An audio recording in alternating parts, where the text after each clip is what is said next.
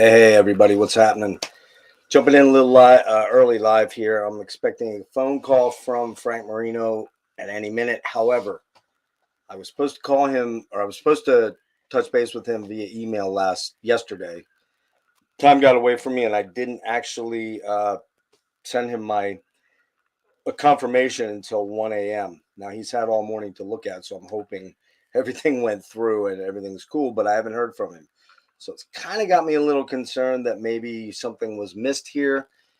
And I hope that's not the case, but we'll see. If if it doesn't happen here, I'll just reschedule it and we'll make it happen some other time. But I'm hoping he calls me here in a minute or two, and we'll kind of get started. This is a different deal than all the other ones, which are video conferences. Frank's not big on cameras and video stuff and cell phones, so he wants to do it the old way, which is the phoner, and I think he's calling right now. So let's do this here real quick. Hello. Is that Jeff? Hey, Frank. It's Frank. How are you, man? Jeff, are we going to be taping this or live? It's live. It's live? Yeah. Is that okay? Okay. Yeah, it's okay. Just that if a certain call comes in, I absolutely have to take it if I see it on my That's phone. fine. That's fine. We'll just, I'll either hang tight or else you can call me back or call you right back. Yeah, no problem, man. Not at all. I'm not super high techy as you aren't either. We're of the old generation because I'm not far behind you, a little bit, but not far behind you. And like I haven't quite figured out yet how to do the whole interface with the audio thing. So we are doing this live. I don't have any gotcha questions here. Everything will be pretty straightforward. A lot of stuff you probably answered. Hopefully a few things you haven't, but yeah, so that's kind of how it is. If you got to go, you just let me know you got to go, and we'll just either reschedule a new time or you can call me back. No, it's just I'm waiting for a call from my doctor. Okay. Doctor call. Sure. I have to take the call. Sure. Well, look, I'm going to get the fanboy stuff out of the way real quick. Okay. As I said to you in my my email, if you would have told a 13-year-old me in 1978 when I first heard Electric Reflections of War blasting out of my friend Eric's bedroom when I approached it and was terrified of it, quite frankly.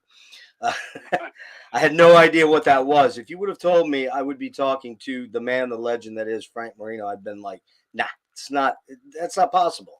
So it's a real thrill to be speaking with you. And I really, truly mean that. It's just an amazing moment. And I thank you very much for that, sir. Well, you're very welcome. Listen, we're not going to focus on your health, but are you doing okay? Is everything? And I know.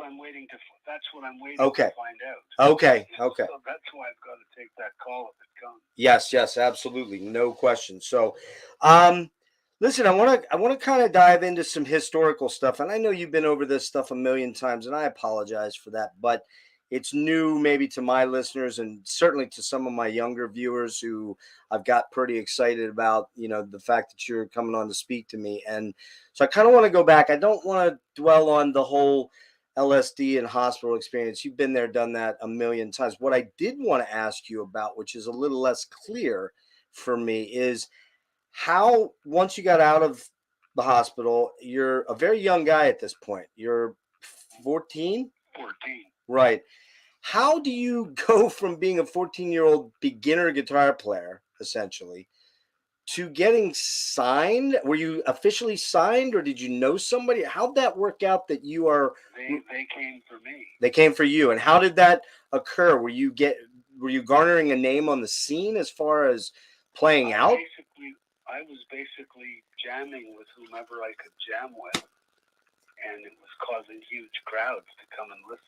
Wow. And this is all in Montreal? Yeah, so some business people said, hey, there's this kid that's jamming at such and such a place, and sometimes in the parks and stuff like that. And there's these huge crowds, like really huge crowds, like literally thousands of people. Insane. And we're coming to listen.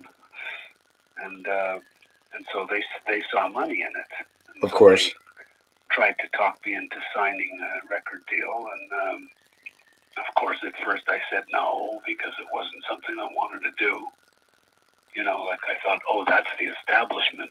You know, Yeah, right. You couldn't be with the establishment. This is late 60s, right? This is what, 69, 70? Yeah, Mm-hmm. late 60s. How are your parents?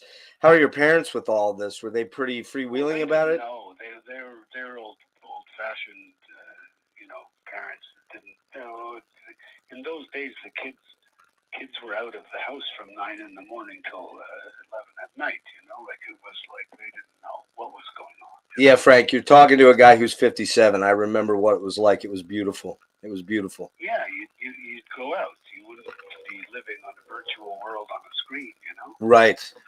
There was nothing on TV. Nobody stayed home.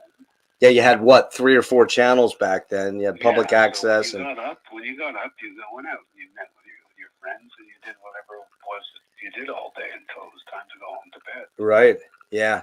Better times. Better times. Yeah, much better times. Today, I wouldn't want to be a young person trying to do it today. Yeah, I have. My oldest daughter is 28 and she lives on the video screen. Has a great job, got a good college education, got a good job, but doesn't really do anything or much of anything. Yeah. I mean, plays video games. Life is virtual for most of the younger people today of that generation. Yeah. So who is it that discovers you or that comes after you? It was a local guy. He ran like a local record label, and he had used to work for Warner.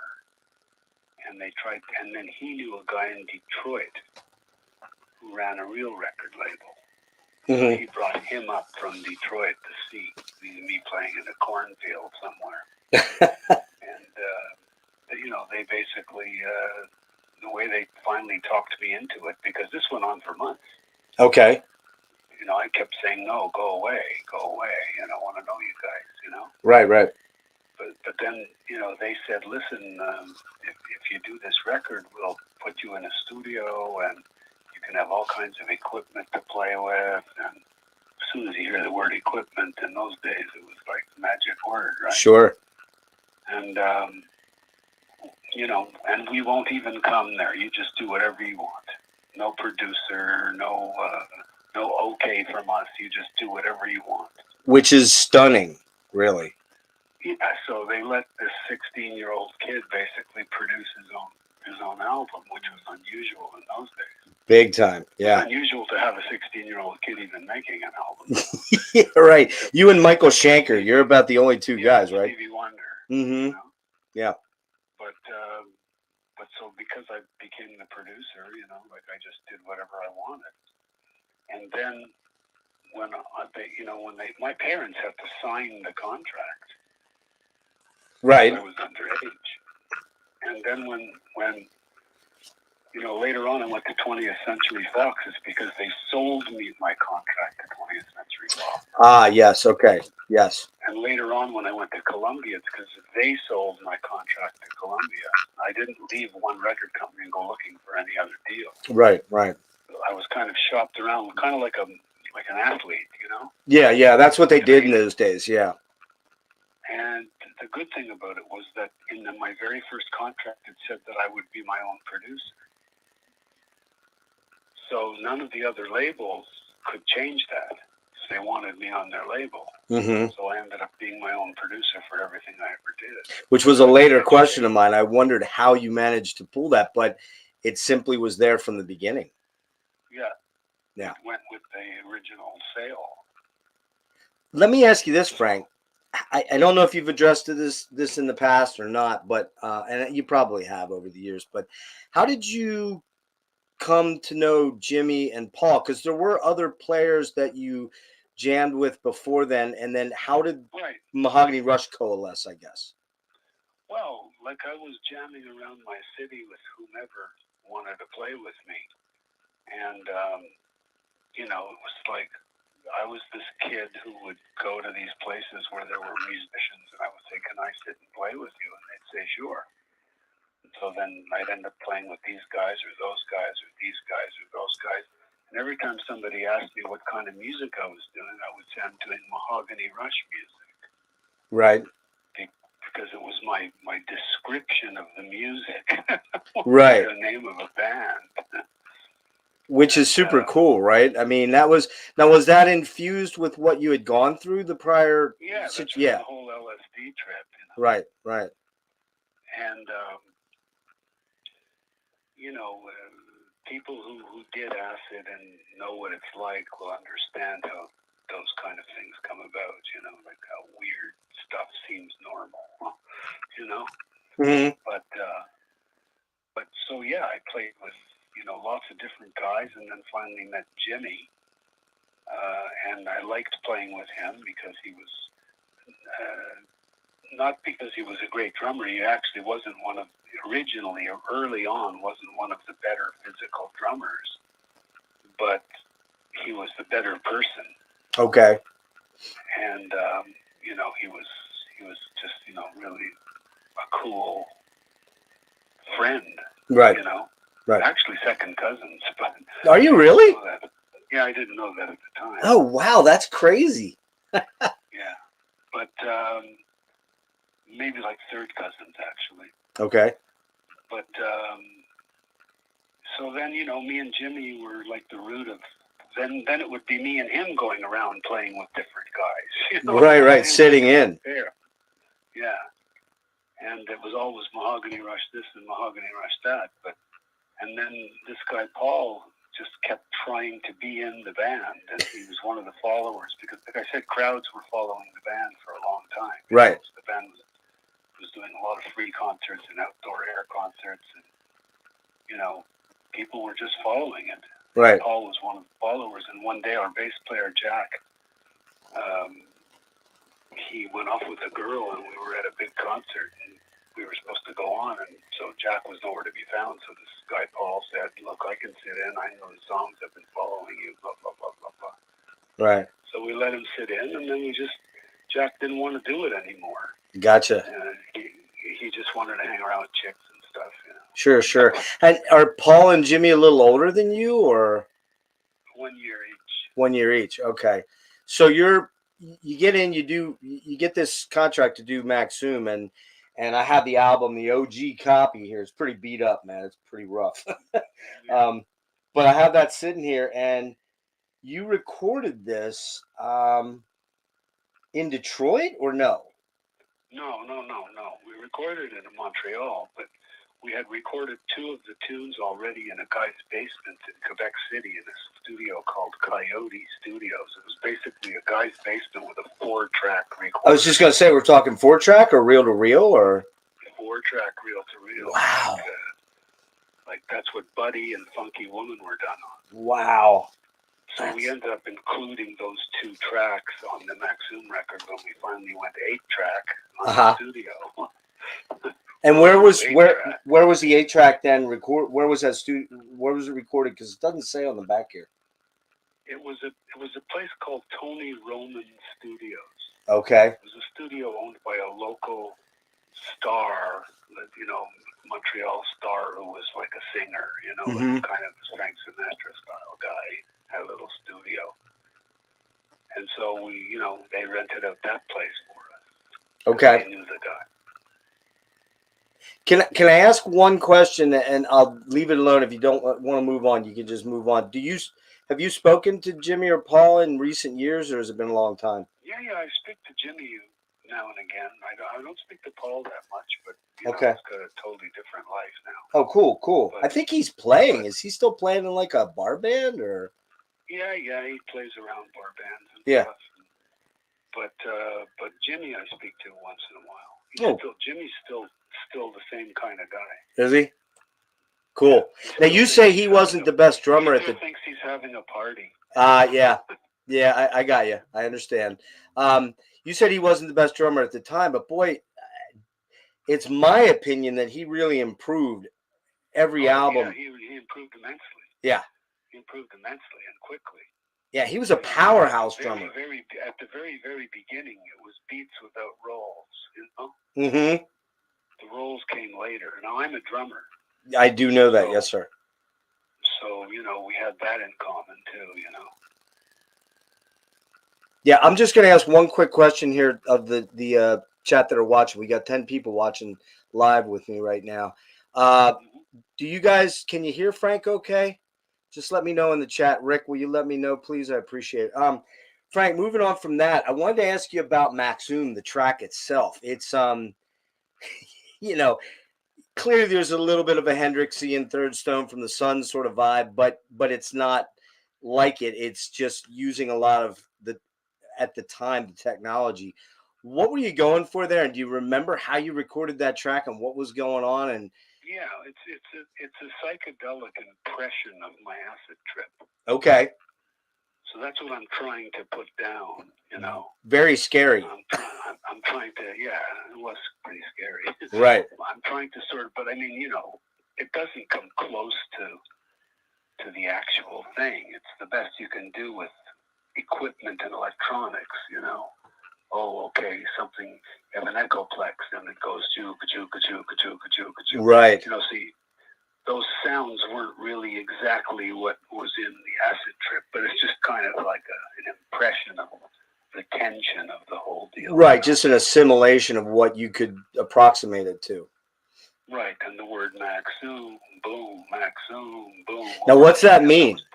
Just I really don't. No clue. Yeah. To this day, I don't know. It's just something that happened. It was a word, I would hear that word, and I would, in the acid trip, I would hear that word, and then I would become a tree. Now, were you guys... Which is where Mahogany Rush came from. Right, from the tree thing. Were you guys at this point, you know, I know you stopped taking acid after your experience there. I stopped taking everything. Oh, you stopped everything, even smoking weed. I got out of the hospital, you know, around 14 or whatever, I never, between then and now, nothing. 68 going on 69 now, I've never had a drug or a drink. That's crazy. That is awesome, man. No, because listening to Maxum, you're thinking, man, these guys are smoking a lot of weed, but I knew that you were. Those guys were. Those guys were. All the engineers were. Yeah.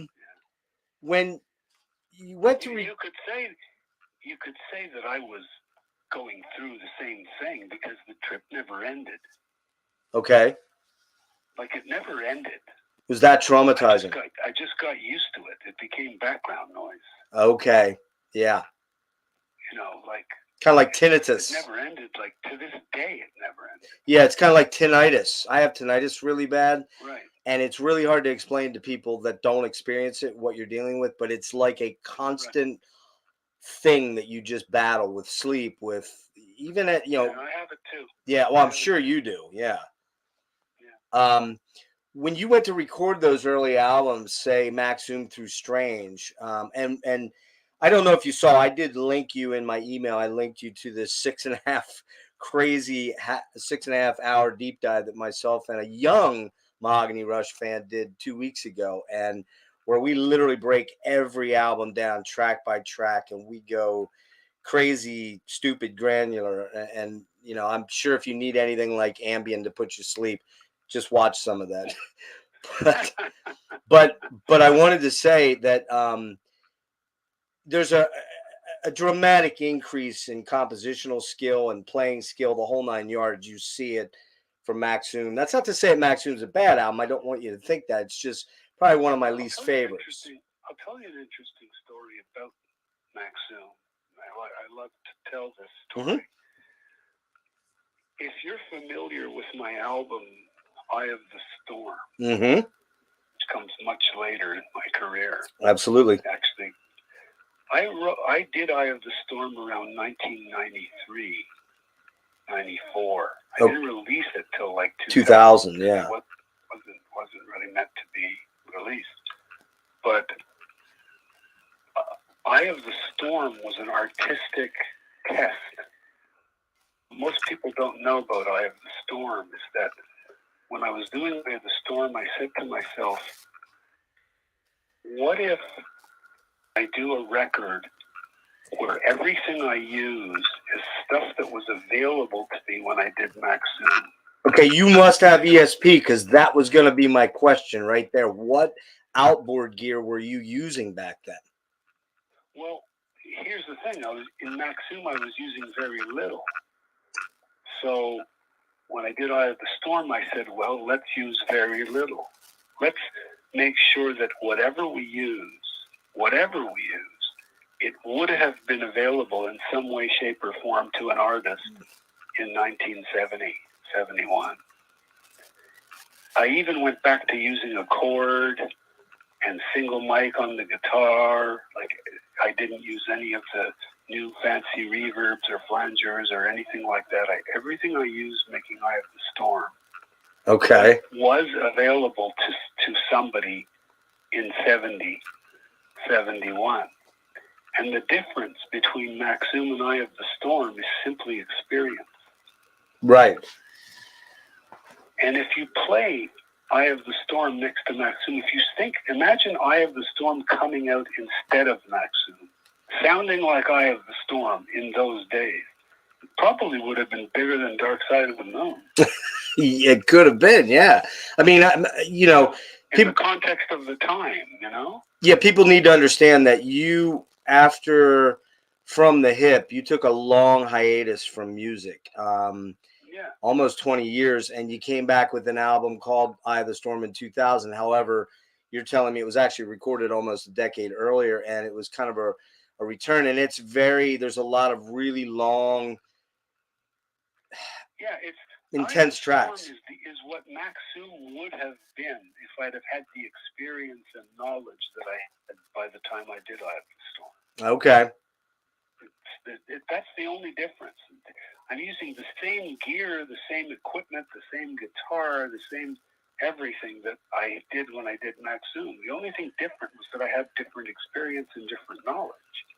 I didn't have a better console or anything, you know, that say, well, you couldn't have done that in 70 because, you know, you didn't have this device. I made sure on purpose to use everything that was available from 1970 just to see, because I wanted to know what could I have made instead of Maxum if I'd had the knowledge. Wow. And the answer was Eye of the Storm. Okay, that's crazy. So what are you using back then? You're using your SG, right? And what your SG is at, 65 or 3? 61 and a half. 61, okay. My bad. I know you've got a couple of them. Is that your original? That's what I used for most years. Now, when I did the DVD, I started using a later 62 that's modified with single coil pickups. So that's a little bit different. But for most of the years of Mahogany Rush throughout the entire 70s, I used the 61 and a half SG with the PAS. And that's it, man. You were just using that one guitar the entire live performance, right? Well, I had a spare. Oh, well, okay, yeah. And you weren't doing any drop tunings back then, right? It was all... No. Well, yeah, I used to... Are you in E flat? Before I even did Maxum, okay? Before I even did Maxum, when I was playing in the cornfields, okay? Right. I was tuned down 3 semitones. Okay. So, it became fashionable much later to drop D and, to be dropped. But we were dropped down 3 semitones way in the beginning. Wait, so you're playing in... The reason we went up to normal was because when we were doing Maxum, we were going to do a song with a piano player doing a blues. Right. And so we had to tune to the piano.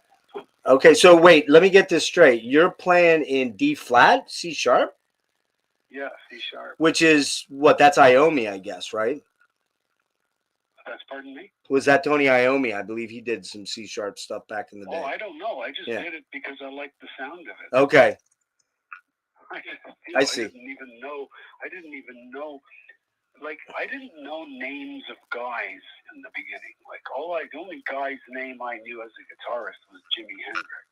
Okay, yeah. And Johnny Winter.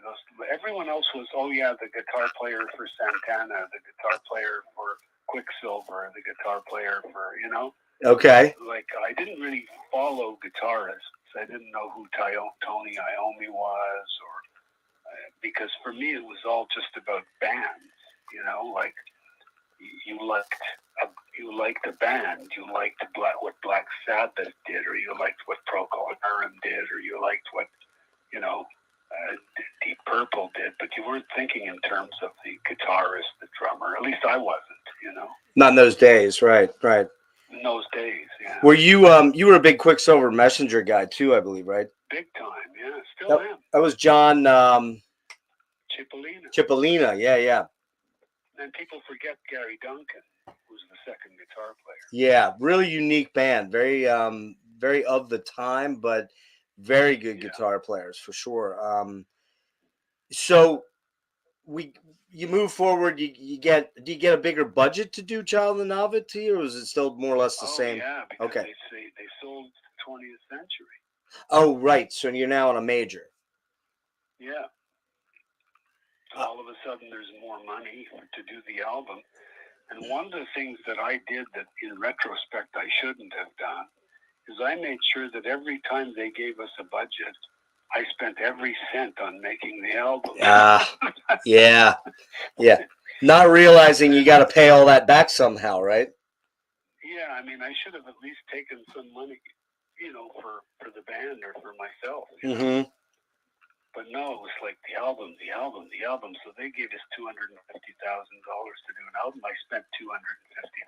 Oh my God! So the studios that got rich. Frank, did you do any touring on Maxum and Child at that point yet? Are you doing any like major tours yet, or is it all local? Or well, we were getting gigs and tours, from agents and stuff like that. But to say they were called major tours, it's hard to say. We were doing as much as we could, Right. Things don't break there until what, about 76, I guess, with 4. When we go to Columbia, when 20th Century sells us to Columbia, then David Krebs becomes involved. And when he gets involved, because he's touring Aerosmith and Nugent and everybody else, he starts putting us on these tours. Okay. So that's when we start getting what you would call major tours. And that's 76 with 4. Yeah. Right. One of my favorite albums, I'll be honest with you, I love Child of the Novelty. I really, really love Strange Universe. There is so much killer material. Obviously, the lead-off track, Tales of a Spanish Warrior, man, just wow. Just an amazing guitar song. When you began this trip, how were you feeling about being a lead vocalist, and what were your thoughts on that whole? I was scared to death. Yeah. I was talking my way through my songs, like Dylan-esque, Hendrix-esque, like just sort of, hey, da da da da da da da, like not afraid to actually sing notes. Right. It wasn't until later that I found out, hey, you know what? I can actually sing notes. I didn't realize it. Absolutely, man. Later. Yeah, you really start to. I think you really start to come out as a vocal performer more on the third album, more than any, like the prior two. They're good. Don't get me wrong; they're very good. But it's Strange Universe where I start to really hear a lot more nuance in your voice, and then by 4. You're very comfortable with it. And as I told you, my first experience, learning about Mahogany Rush and Frank Marino is 1978. I'm a Kiss guy, of course, because I'm that age. I was born in 66. So Kiss is my first real exposure with like the hard rock world. But I was aware of Yes and Jethro Tull and Led Zeppelin, but they didn't quite speak to me yet. I was a little too young to quite get it. But boy, like between 7th and 8th grade, when I'm 12, 13, 14, and I'm getting more serious about the guitar, suddenly I'm like, I'm learning about Hendrix and all these, and Frank Marino. And as I said, man, the first time I heard you, I'm like, man, this guy, there's something different about this guy. He is, I call you, to my friends and anyone that will listen to me, and I talk about you a lot, I feel you were, before this term ever became a term, and please don't take it as a term of denigration or anything, I feel you were the original shredder.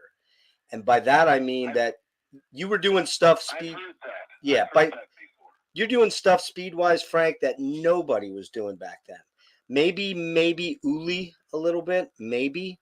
But nobody was playing that fast and that cleanly. And you were doing it without a lot of tapping. You didn't start tapping until way later in your career. Well, I always could. I always thought it was a bit of a gimmick. That is, sure. I could do it earlier than you could. I could do it on Maxum. But I always thought it was a bit gimmicky, so I didn't really employ it. And the only time I did employ it was when the music actually called for it. So I've done it 2-3 times on certain songs. But to do it just as part of your guitar solo type of thing, that's almost like a showing off thing. I would look at it that way. Like, hey, look, Ma, no hands. I always found it a bit much. It's when you see some guys do it really, really well, and it's quite impressive when you see them do it. But you don't really remember it like you remember the music they played. Right. When the show's over, you're not remembering the tapping. You're remembering what musical lines the person played or what songs they played. That's what sticks in your head like earworm, For sure.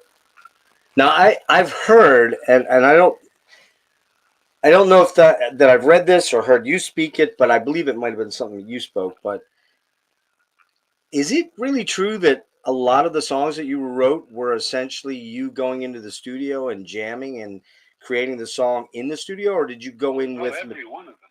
That's mind blowing to me, Frank. Oh, every one of them. I think, to be fair, there was I know Strange Universe was being played slightly differently before it got recorded.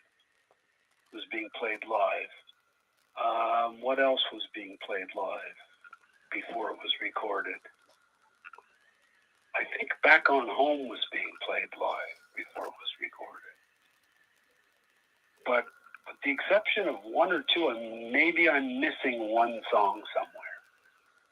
So just so I'm clear, and so my listeners are clear, you go in, you guys start to jam things out, and you basically create bed tracks right as you're moving, and you start embellishing and overdubbing as you're going along, or am I getting that? I basically would say to the guys, look, give me a few minutes, I'll write up a tune. They'd, have a coffee or whatever. Well, they'd have more than coffee, but yeah, I got you. They'd waste a bit of time, and then I'd call them in and I'd say, okay, I got the thing goes like this, almost like you would do at a practice, Sure. And here's how it is, and the bass should do this, and the drums should do that, and go ahead, run with it, and let's see where it goes. And that's stunning. Roll the tape, and then it would become the song. And then after I'd say, okay, and it would sound pretty bare. Mm-hmm. Like I'm showing them just the rhythm parts, Mm-hmm. But in my head, I have all the other stuff. I have all the other overdubs. They're already there. That's insane. Incredible. And then I'd say to the engineer, and then the guys would leave. They'd leave to go on to, clubs or they didn't hang around a lot. Right. And then you're the studio guy. You're in there. You're engineering and producing. I'm there with the engineer. Okay, give me another track. I got to do this. Okay, give me another track. I got to do that. Okay. I never tell them what I have to do. I just say, give me another track.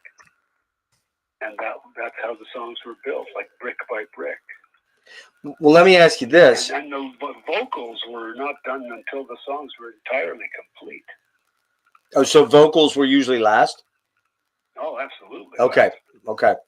But what's crazy is you craft these incredibly good songs, Frank, especially from 4 on and Strange Universe on forward.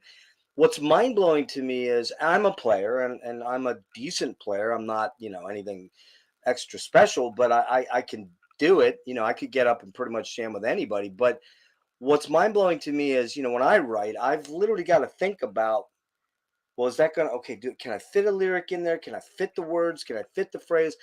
How are you literally doing that extemporaneously where you're just laying bedrock tracks and rhythms and so forth and so on, and then you're nestling the vocal melodies in there that they work? Well, they're in my head. Like, for instance, you'll notice that something I do quite a bit of is when I sing, I play the notes on the guitar. Yes, you do. George Benson style, yes. Yeah, so it's because the notes were there before the singing. Okay. The singing is added after to those melodies. Yes. I used to have to sit and struggle with, well, what words am I going to say? What vocals am I going to say to make them fit the music rather than try to make the music fit the vocals? Okay. And it would take me all night. Yeah. To have a message, something that was cohesive, coherent, and meant something, and yet fit the music, That makes sense. That makes sense. Let me ask you this. Would it be a fair statement to say that your first real, what I would call nationwide success was with the album 4? Because you had a bigger budget and the Columbia Krebs connection? I think we had a bigger success, quite honestly, with Strange Universe. Okay. When we were on 20th Century, when we got to Los Angeles, our band was on a billboard on Sunset Strip. No way. Oh. Yeah, there's a picture of it, too. That's insane. So you got to be selling some records, I guess, for that to happen, for the company to buy a billboard on Sunset Strip. I would think, yes. And look, why did Columbia pick us up from 20th Century in the first place? That's a great point. Yeah, they saw dollar signs. Yeah, nobody was telling us what we were selling. That's for sure. To this day. I was just going to ask you that. Do you have any idea what your album sales were ever for any album? No, but I can only extrapolate, like, when you're doing big crowds, you got to be selling some records. Right. And I look at, for instance, Sony, which used to be CBS. They still have my Black Live album on the catalog. Yeah. And it still sells. And why would they keep it on the catalog if it wasn't selling? Well, they wouldn't. These are multinational corporations that don't care about what the music is or what the ideology is. It just basically doesn't make money. Yeah. So it's got to be selling. Otherwise, it wouldn't be on the catalog. Other albums aren't on the catalog. That's a great point. That's a great point. Wow. Let me see. And I asked that. Okay, so we're not going to get into. I asked the producing thing, which I still find amazingly crazy, and I'm sure you are very, very glad it went that way, because I can't see, knowing what I know about you and hearing other interviews and just knowing who you are as a person, I can't see you doing well with other producers telling you what to do in the studio when you know. Well, there was one guy I would have loved to have, but nobody would get him for me, and he was very expensive. Eddie Kramer? No. Okay. No. George Martin. Wow. Yeah. Okay. Yeah. I wonder why. That for me was like, if there's somebody that's going to take what I do and enhance it, really enhance it, beyond what I could do, without me being able to think it up, it would be George Martin. Were you a big Beatles fan? And I mentioned it when we were on Columbia. I mentioned it a couple of times. Look, I'm willing to give up my producer's rights if you get me George Martin. Because, they would say, we'll get you Bob Rock, we'll get you this guy, we'll get you that guy. But I would say to myself, with all respect to Bob Rock and all of the guys they mentioned, what are they really going to bring me that I can't do and don't think up myself anyway? Right.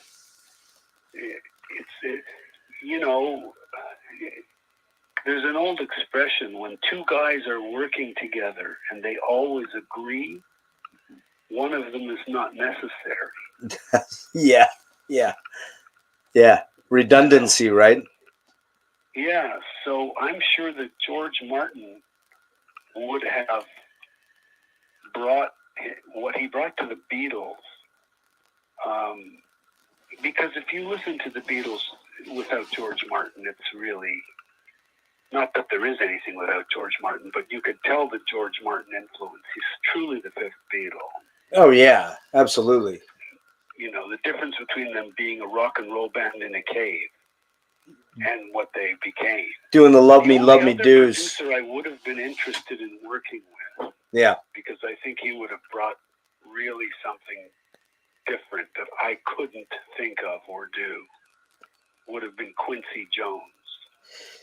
Yeah, there's a name. Now that would have been in the 80s, I would have assumed, or late 70s, I assume. But I mean, there's a name that, so these are the type of guys I would have been more than happy to try to do a record with. But they kept coming up with the same alternative guys. The guys, he did Aerosmith, he did this, he did that, and I'm thinking, well, what are they doing that I don't know how to do? Yeah.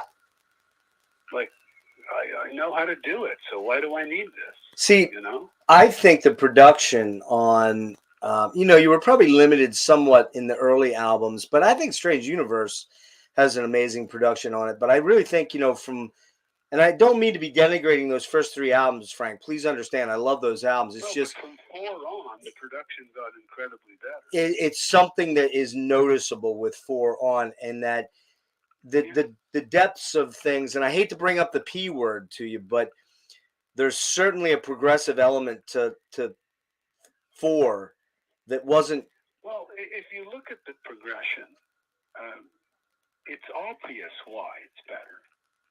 It's because, for me, production from the beginning was actually education. Right. So I was learning. I learned very quickly on Mac Zoom what to do with very little. Like no gear, an 8-track recorder. Didn't even have an echo machine. I had to use my Echoplex to make echo. Had to move mics to get the EQ to change. Oh, wow. Yeah. Then you go to the studio where you actually have stuff and you start to learn about how to use the console, how to use the gear. It was only 16 tracks at first, then it became 24. You get to, and then I started learning about electronics and becoming an electronics engineer because I was building my pedals and my amplifiers and learning a little more about that. And as time goes on and you combine the knowledge, obviously that knowledge is going to come in handy when you're mixing a record or recording something. Example, most people think of EQ as some kind of device that makes things sound better. It's really not. From an electronics point of view, an EQ is an equalizer, so it's designed to make equal what is not. But your highs and lows, you're bringing in terms of frequencies, right? Individual frequencies. You could look at an EQ as a mixer itself, right? Or imagine each fader on a mixer was a frequency, and you could change it. Right. But understanding how that works electronically allows you to say, wait a minute, I need a certain sound. And the way to get that sound is not by simply turning knobs until I think I hear it, but I know in advance I need to go to 2K, I need to cut 3K, I need to push 220 hertz. You get to know that because of your background in electronics. And you go and you move the dials without even listening, and bingo, it's exactly what you thought it would be. Yeah, there's not that experimentation process. Yeah. Yeah, you're not guessing. Yeah. You taught yourself electronics. Harder though. Sorry. The job becomes harder because now you got to separate yourself into 2 guys. You got to be this guy that does all that mathematics and not creative at all. It's just pure math and right analytics. And then you've got to become the creative musician at the same time. Yeah. You taught yourself electronics, right? Pretty much just reading. Yes. And that's mind-blowing to me. When did you first build your own amp? And when you say build your amp, it's little by little. Okay. Little by little. It started with building, modifying pedals. Oh, I've got this big muff fuzz, but I don't like the way it sounds. It's nasal. Mm-hmm. Now, I would go in and start changing parts and saying, oh, that made it better, not knowing why. Right. And then later on, when I learned about electronics, I draw it all out and I go, oh, that's why when I changed that part, it got better. It makes sense now, you know? Right. So you do a little at a time, and you're self-taught, and then eventually say, well, yeah, I think I'm going to try to build one from scratch instead of modifying one. And then you do it with an amplifier, and it's easy with tube amplifiers. It's a lot easier than with, transistors. But your amps And, from the beginning were solid state, right? Well, I used Predominantly? for the entire 70s. Everyone freaks out. So what a sound, what a sound you had. And you did Johnny B. Good and King B and all that stuff. And they all think I'm using Marshalls and a Stratocaster, and I'm using an SG with a solid state amplifier and a pedal board. Yeah. What was that solid state? Was that an acoustic? What was the... An acoustic 270. That's crazy, man. The only reason I got it was because it was loud and clean. You could put it on 10 and it didn't have its own distortion. It didn't break up. Right. So now every sound I was making was being made on my pedal board with the pedals I built. And the acoustic was simply amplifying what the pedal board was doing. All right, you have to fill us in on that pedal board because it's kind of in the annals of rock guitar and rock history, that pedal board is often thought of as the holy grail of pedal boards. At least to me it is. I just that pedal board was effectively my amplifier. Okay, so you had built-in preamps there then, or? Well, I had built in all kinds of things, like different clean boosts and different dirty boosts, and all of the stuff was built onto the pedal board to give a certain sound that the acoustic would then amplify, and everyone would say, wow, what an amazing sounding amplifier. But it was all on the board. I could have taken the plug that was going into the acoustic and plugged it into a Crown DC300, and I would have had the same sound. Ah, okay. So when you're playing live, if you're traveling with all this giant board and your acoustic, so you're not using backline that maybe somebody provides, like, for example, like at a big show like Cal Jam. I never used backline that they provided. No shit. How about that? That's incredible. Wow. That's unusual too, I would think. And the pedal board was big. It was 6 feet long. It was gigantic, and everyone laughed at me. It's like, in those days, remember, early days, nobody used pedal boards. True. Very few people did it, and they'd laugh. Oh, this guy needs this big pedal board to play, and blah, blah, blah, 3 guys to carry it, Now everybody's got pedal boards, and I've got a smaller board than I ever had. Yeah, and the funny thing is, they probably felt that until they heard Electric Reflections of War, and then their mouths, they had to pick their tongues up off the ground because, I keep referring to that track, but it is kind of, for the 70s, it is such a unique thing because, as you say, not a lot of people were using pedals. If they were using, like, Hendrix was using a lot of, like, the Octavia and the Echoplex and stuff like that too, but I don't know whether he usually wasn't traveling with shit tons of pedals like that I recall. When you're building this thing, was it kind of one of those processes where the more gear you got, the more gear you wanted, or was it just you were a... No, it wasn't that. It was, I had a lot of pedals because I had options. Like, for instance, if you put a wah-wah before a fuzz tone, it's a lot weaker. If you put it after the fuzz tone, it's a lot stronger. So placement. I wanted both. So I put one before the fuzz tone, and I put one after the fuzz tone. Right. So I had duplicates of all these things in different patterns, so that if I turned on that one, it acted different than if I turned on its clone. Right. So you were a signal chain junkie, in other words. You were chasing different tones. Yeah. Yeah, you could call it that. Yeah. Or if I turned on 2 or 3 things, it would give me a certain tone. Right. Now, the live, I wanted to jump ahead here a little. I wanted to ask you on 4, the Moonwalk song. Yeah. What is going on there, and what created those sounds, Frank? Like, what the hell is happening there?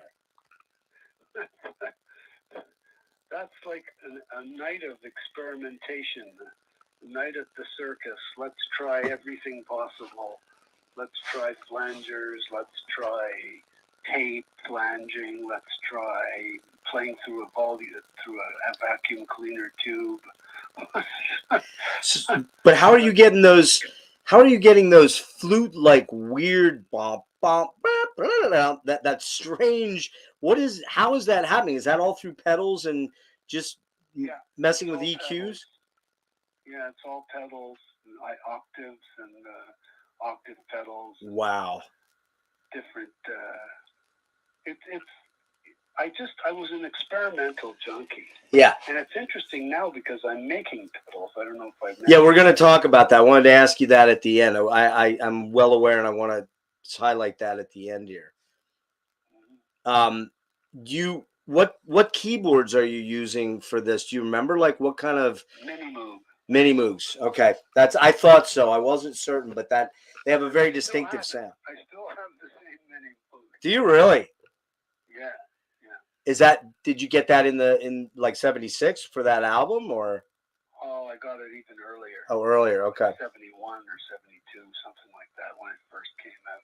And I assume you self-taught yourself how to do what you wanted to do and get the sounds you wanted to do with the keyboard thing? Yeah, but it's a monophonic keyboard, so I can only play one note at a time on it. So I'm a pretty good right hand. No left hand on the keyboard. Okay, gotcha. As you can tell, I keep going back to 4. It is my favorite album. There's just something magical about that album. There's just we started experimenting with mellotron and it's begun to rain with the violins and For the Emperor with the oboe sounds and stuff like that. Was my attempt at being George Martin. I thought maybe it was your attempt at kind of infusing a little bit of Genesis and Yes into the brew, but I get where you're coming from. If Genesis and Yes infused stuff into their music, you can bet that they were thinking of George Martin. I'm sure. Yeah, of course. We get to World Anthem, and this is another pretty big album for you guys in terms of elevating the national sort of. Well, actually, let me jump ahead for a sec here. Go back to that. What was your international appeal during this period of time, the late 70s? Did you ever tour Europe? I don't think you did you? Yeah. Oh, you did? Oh, yes, we did. Okay. We did. Like mainland Europe, all not of it. Like, for instance, I never went to Italy, and I never went to Ireland. No kidding. But we did the Germany, all those countries, Germany, Spain, and mainland Europe, European tour, right? England, and I know you were pretty big in the UK. You had a pretty good high-profile rep there. What years were you? What years did you do the European thing, primarily with Mahogany Rush? The late 70s and part of the 80s. Okay. Yeah, I would say the late 70s and 80s. Do you remember exactly, but. Yeah, no, that's a long time ago. I have a tough time remembering what I had for lunch yesterday. We're at that stage, right? We would go even into the 90s. We were going back to Sweden and doing the Sweden Rock Festival and the Pop Festival, and then even in the 2000s, Uli invited me to play 3 weeks with him and Jack Bruce and Glenn Hughes. We did a 3-week tour together. Yeah, that was like 2002, I think. 3 maybe. Something like that. Yeah. You know Glenn? Yeah, well, I did those dates with him. Oh, good guy. Seems like a great dude. And Uli just seems like a sweetheart too. What a killer player. Another guy I love to death. So you start playing in much larger crowds. You've been used to large crowds, but you start playing in much larger crowds. And in 76 and 79, you do Day on the Green. You do Cal Jam 2. What was it like playing these festivals? Prefacing it with this, I understand you weren't a big fan of doing those large things. Give me a little intro. Well, I didn't mind doing them when Bill Graham was doing them. Okay. When I say I wasn't a fan of it, I don't mean I wasn't a fan of it because of the crowds. Right. The crowds are great. I wasn't a fan of it because of the politics backstage. Oh. Yeah. But at a Bill Graham date, you didn't get that problem. Nobody strutted around like God I got you. at a Bill Graham date. Yeah.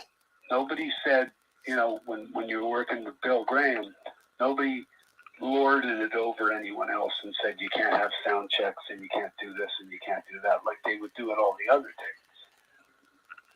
So when I say I wasn't a big fan of the larger dates, it's because usually we weren't headlining those dates, and usually we were in a position where we were being, you know, put under pressure, you know, where we couldn't do what we wanted to do. Yeah, it was just the bullshit. The bullshit, the diva stuff. Politics. Yeah. People would strut around like, you know, their S didn't stink. Mm-hmm. You know. You can swear on here, by the way, Frank. It's okay. Yeah, well, you know, I didn't like that. I thought it was phony and fake, and I got a real kick out of meeting some of those people later on when they weren't so big, and they were only too happy to do meet and greets and autographs. Yeah. And I would tell them, you know, when you were on the up escalator, you wouldn't even let people watch you walk out of your car into the gig. Yeah. Security all around you, and you'd be under a tent.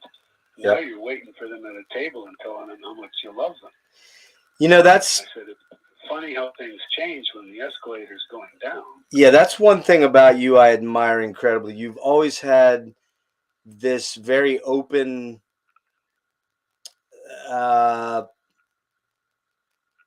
appreciative relationship with your fan base. You're not a fake guy. You're not a bullshit artist. You're like the real deal. And it's always kind of blown my mind because the way I looked at it, it's because the way I looked at it was, look, let's for instance, I think I've been in a limousine once or twice because I thought. I never wanted to be the guy getting into or out of the limousine because there was always going to be someone in the crowd that says, "What a jerk." Right. I didn't want to be that jerk getting into or out of the limousine.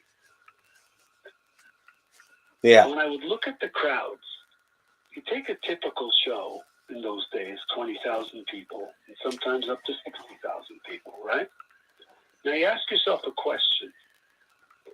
With the exception of a very few generational talents, okay?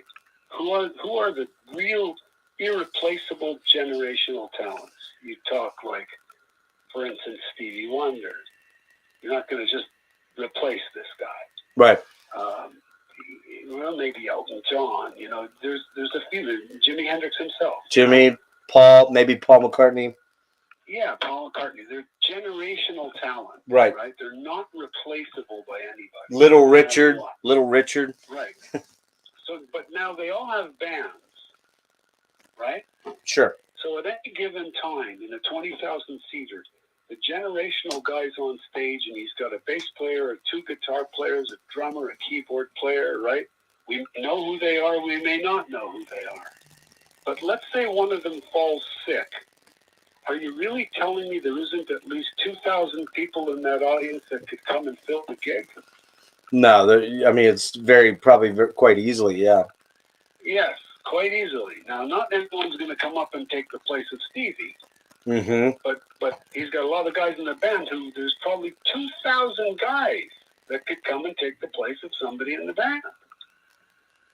So what I'm saying is, it's only by the luck of the draw that anyone's up there in the first place. Yeah. Because if you were at a Major League Baseball game with 40,000 people, there's not 2,000 guys that come down and take the place of the catcher or the pitcher.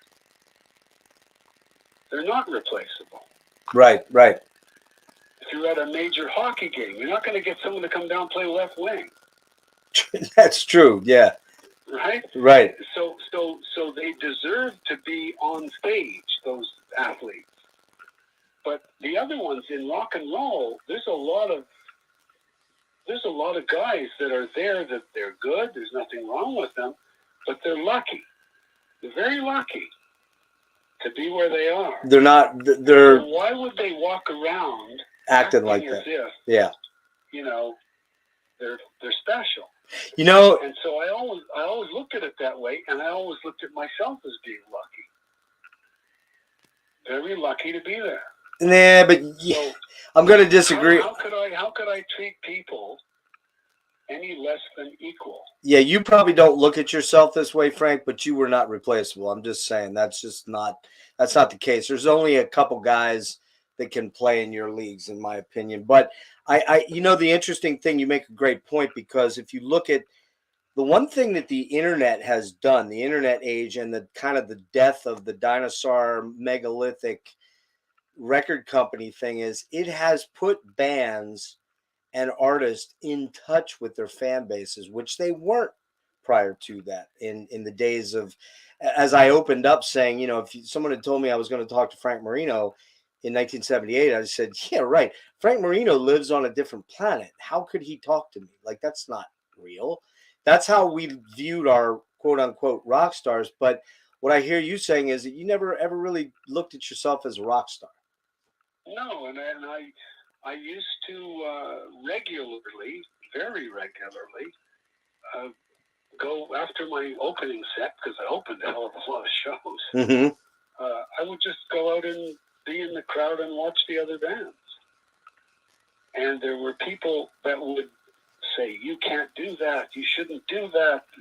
You know, people will, you have to act like you're the star, and blah, yeah. blah, blah, otherwise they won't look up to you.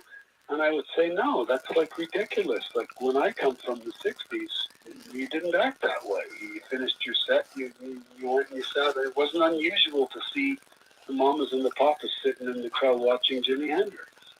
Yeah, who started that, do you think? Was that management and labels that started that? They started treating artists.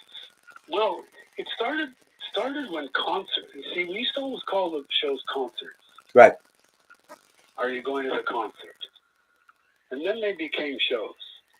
And then they became spectacles. It's like they lost the meaning of why people went in the first place. Yeah. You look at Monterey Pop Festival on TV, and it's a bunch of college kids sitting at a concert like they're in church. Well, look at Altamont.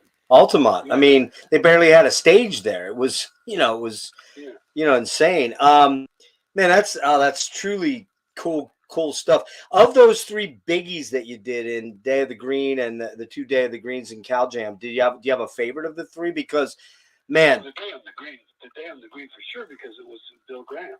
Oh, okay, Bill Graham, right. I loved working Bill Graham gigs. I loved it because we were treated really, really well, and so was everybody else. That's what I liked about it. Do you feel like any one of those three performances was better than any of the other ones? Because, man, there's some video, and I believe it's of, you've probably seen it, I'm sure, on YouTube, I believe it's of Cal Jam 3, or no, not Cal Jam 3. Is it Day of the Green? Now I'm confused. Damn it. Probably Day on the Green. I think it's Day on the Green. And it's from backstage, like not backstage, but side stage. Somebody was. Yeah, that's Day on the Green. That's Day on the Green.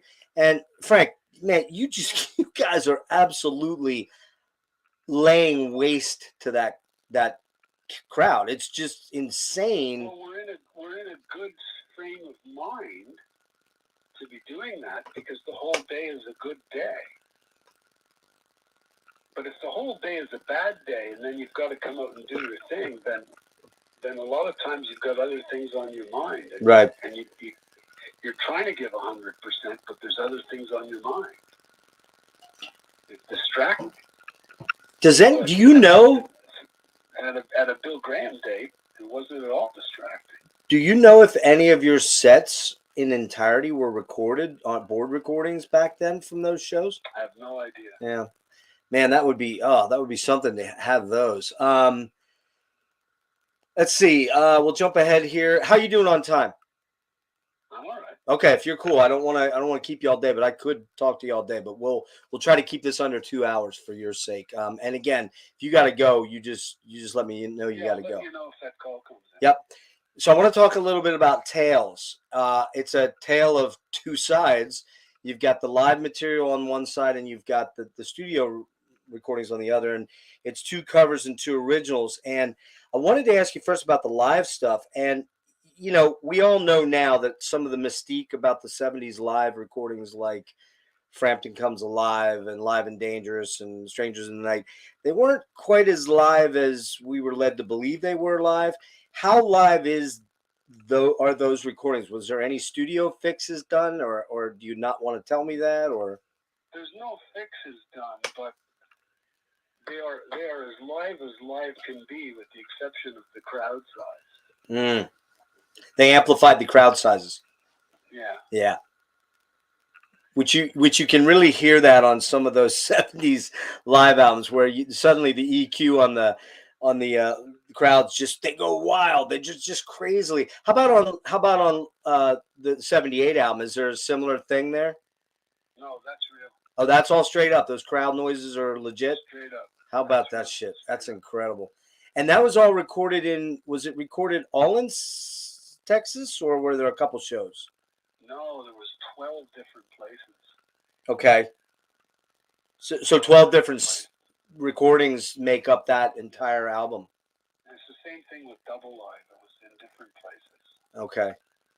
You had a really good relationship with Texas in those days. It seems that pretty good, yeah. Especially South Texas. Yeah, like San Antonio was a big area for you, as I recall. And I'll never forget, Frank. True story here.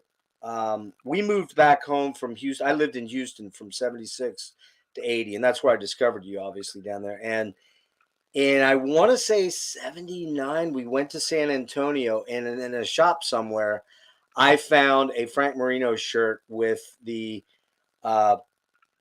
cover of Tales on it. So it might have been '79, actually, because that's when the album came out. It's just your face and that cool look you had there, and the lettering and everything.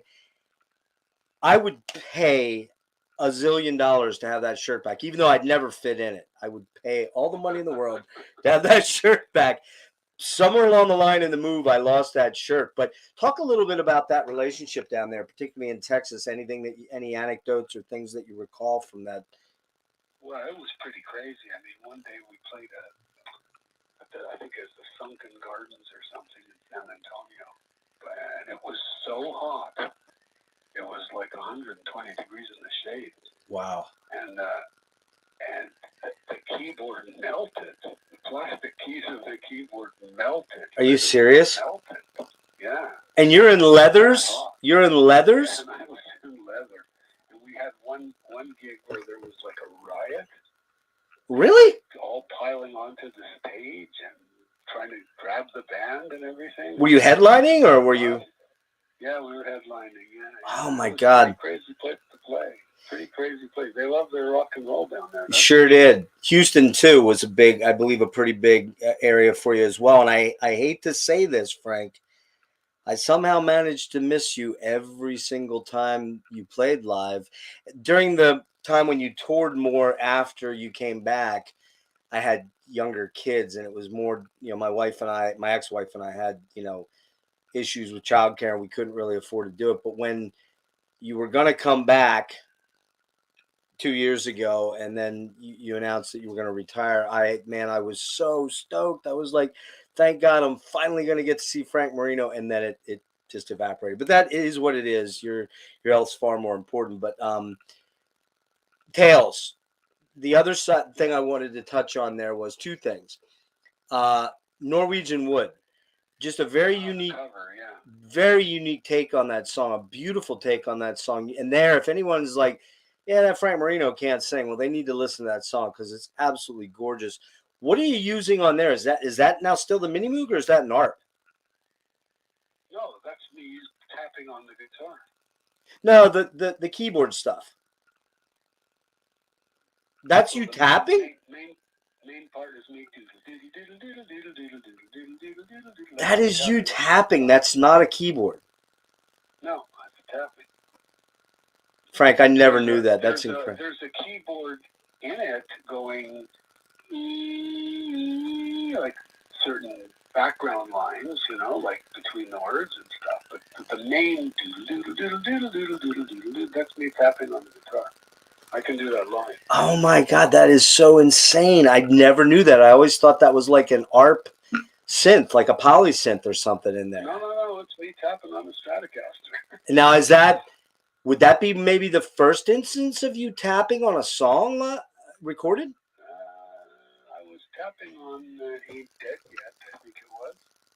Okay. Was I tapping on Ain't Dead Yet? Yeah, but I thought Ain't Dead Yet came out after. Ain't Dead Yet come first, before that, or after? I don't remember. Ain't Dead Yet is after. Okay. That's on Rock and Roll. That was before. That's on Power Rock and Roll. Ain't Dead Yet, right? Yeah, that's 81, 81, I think it was. Yeah, 79 was Norwegian Wood. Dude, I never knew that. That's incredible. That's amazing. Thank you for that. I also have to say that your solo on Tales of the Unexpected. Oh, the fusion stuff? Frank, it's just not even explainable how insanely fast you are playing for 1979, and frankly it ranks maybe as, man, I think it's right up there. It's up there with Something's Coming Our Way and In My Ways. You've done so many incredible solos, but that might be my favorite. What's your perspective on that one? Well, I thought it was interesting because we were getting into a kind of a different fusion sort of thing, and I like some types of fusion, although I don't like all types of fusion. But I thought it was interesting to get into that. I thought it was very, very interesting. And that solo is just scorching, man. I mean, you know, I know you're a humble guy and you're not the kind of guy to go, oh yeah, I was doing it better than everybody else back then. But I'm telling you now, you were doing it better than anybody back then at that stage. I mean, we even had Eddie Van Halen and some of these guitar heroes developing right in those late 70s, early 80s. And you were smoking all those cats, man. I'm just saying it straight up. You know, I sound like a fanboy, and I am, but that's just the reality of it. Well, I certainly wasn't trying to. No, because that song doesn't even sound like you're showing off. It's in the pocket to what is going on. Now, there is a lot of synth on that particular song. And are you telling me that's Mini Moog? On Tales? Yeah, the song. There's the bass. Right, and that's the bass. That's the bass synth. That's a Mini Moog. Okay. Man, that's wow. Just I don't even know what to say. I'm like, that song, you can tell I get a little excited about this stuff. So I mean, it's like it's very, very cool to hear some of the in-depth stuff with that. But love that album. By this time you're the DVD. Pardon me? Have you seen the DVD? Okay, I have to fess up with you, sir. I have seen bits of the DVD. I do not own it, and I intimated a piece of information to you privately in one of our email exchanges. I don't know if you caught that, but I have a pretty serious health condition, and unfortunately, that health condition overrides my financial situation. And so when that came out in 19, it was right around the time that my personal situation became pretty difficult.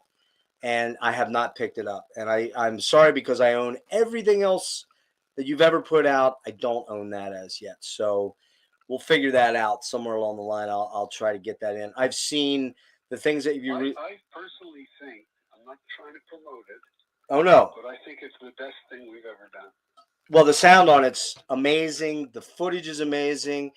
You're talking the types of songs and the types of stuff that's on there. 6 hours of recordings. Yeah, I think it's the best thing we've ever done.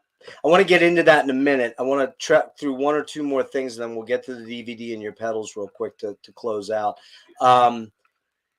When in the 80s, I did want to mention too the What's Next album, which was the first album I ever bought with my own money of Frank Marino, Mahogany Rush.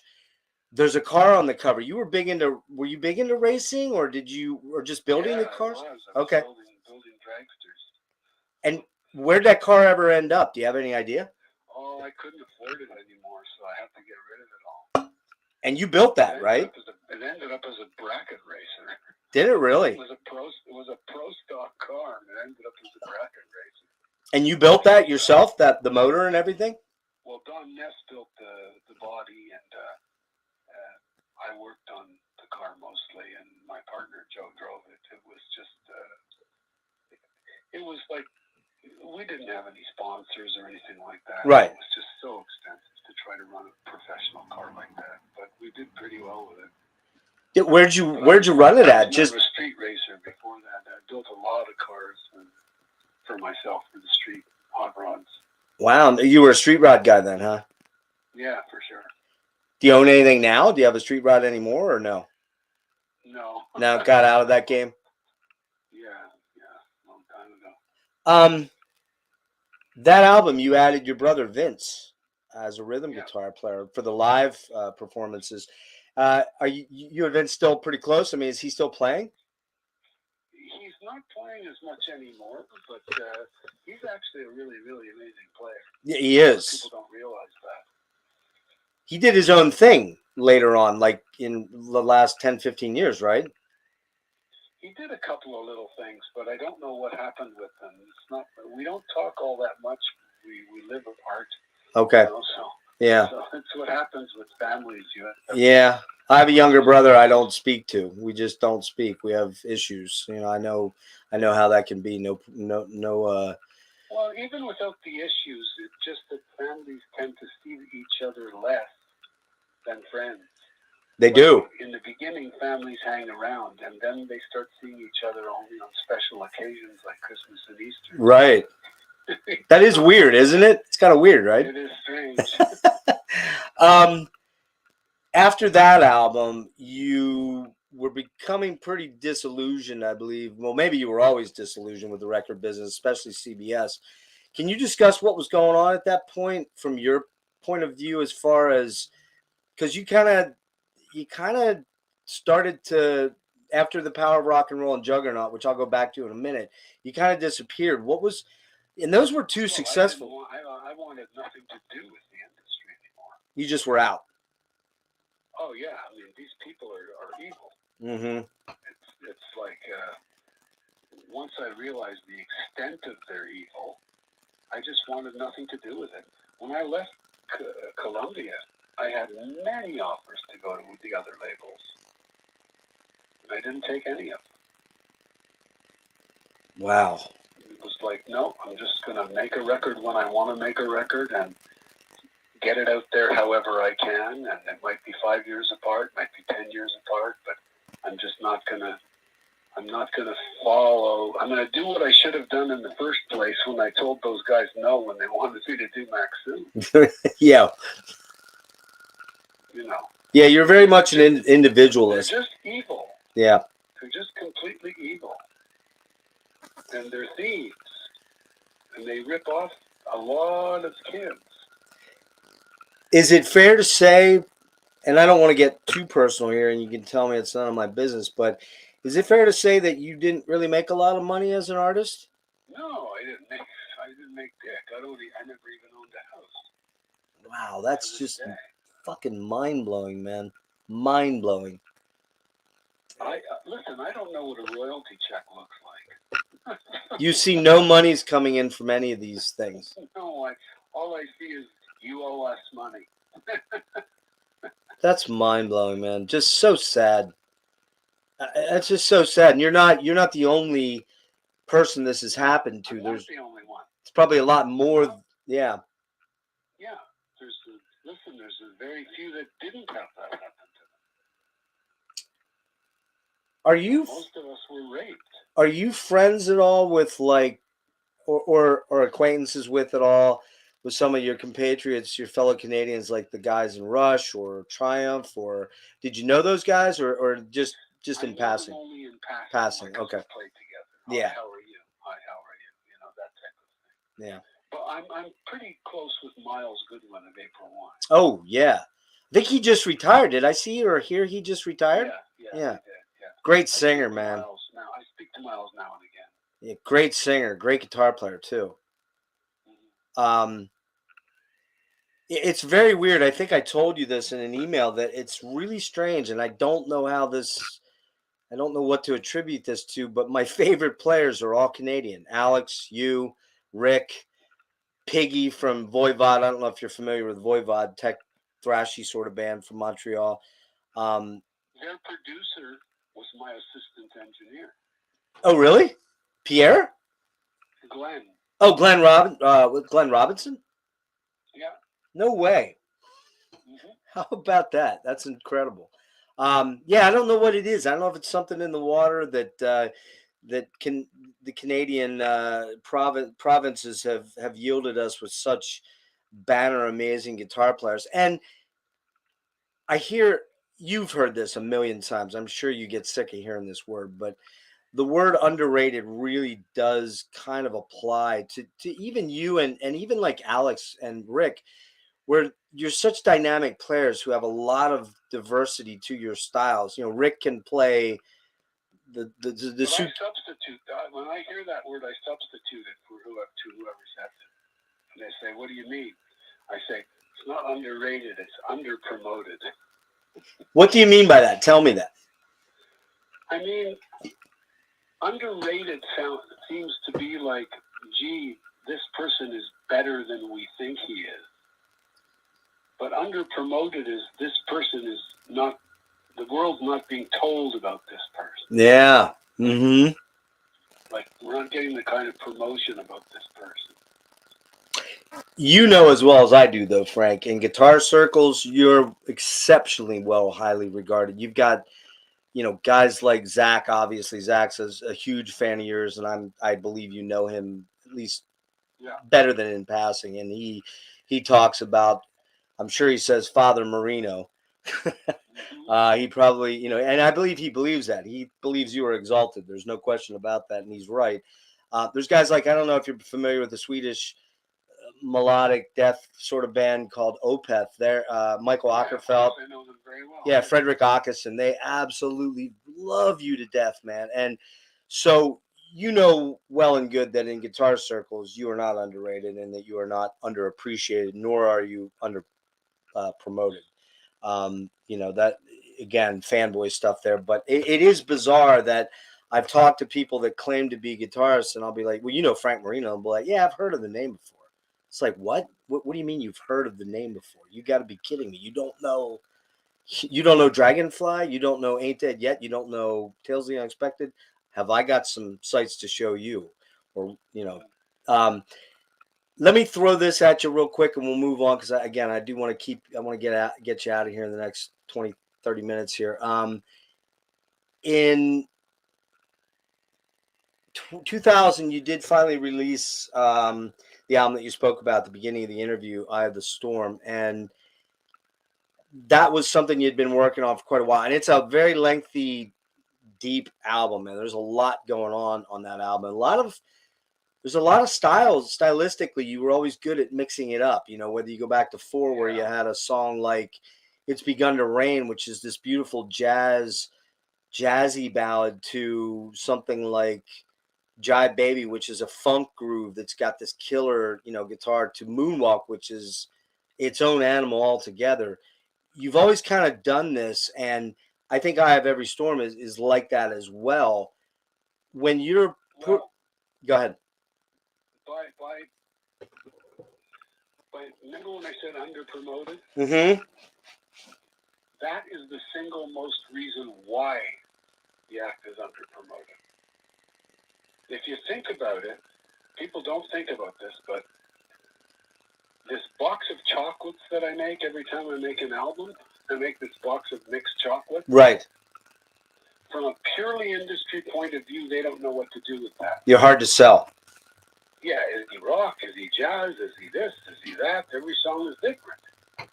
Because if you think of the bands that they really pour the money into and that they promote, their albums are the same from song 1 to song 10.